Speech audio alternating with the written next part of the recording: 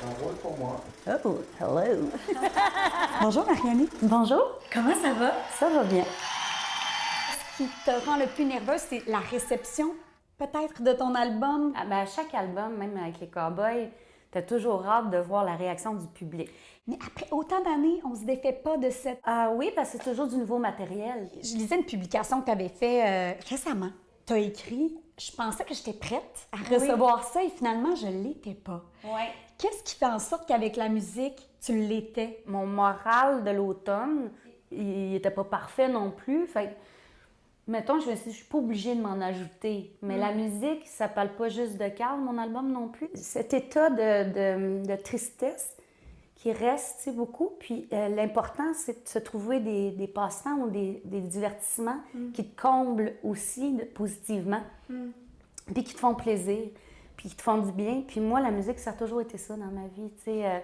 Soleil, elle garde sa bonne humeur. C'est quasiment de la méditation. Donc, c'est un processus de guérison aussi, je pense. Puis c'est pour ça qu'il arrive vite, parce que je pense que j'avais vraiment besoin de ça. Une longue méditation d'un Une an. longue méditation d'un an. Puis, j'avais peur au premier automne. Tu sais, quand les odeurs, tu sais, tout te rappelle les derniers moments. Je trouvais que d'être en studio avec mes deux complices incroyables, que j'étais pour passer de beaux moments avec eux, que c'était pour me combler de bonheur malgré tout le côté triste de la situation. Toi et moi.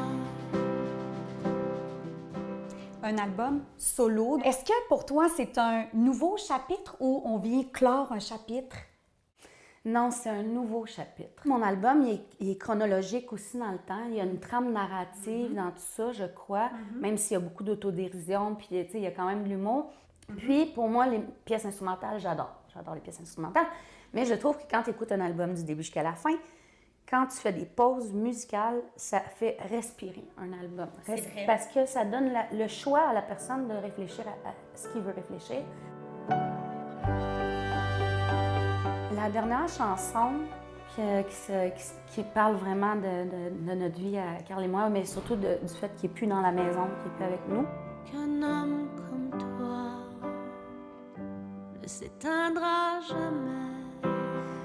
Je pense qu'elle nous apporte à une certaine forme d'une acceptation. C'est de l'acceptation qu'il est présent tout en n'étant pas là.